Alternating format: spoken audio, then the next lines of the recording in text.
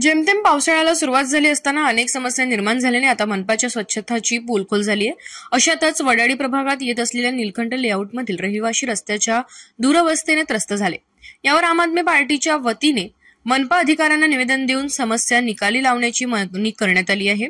आप युवा आघाडीचे माजी अध्यक्ष नागेश लोणारे यांच्या नेतृत्वात रस्त्याचे खडीकरण करण्यात यावे याकरिता मनपा आयुक्त माननीय नरेंद्र वानखेडे यांना निवेदन देण्यात आले।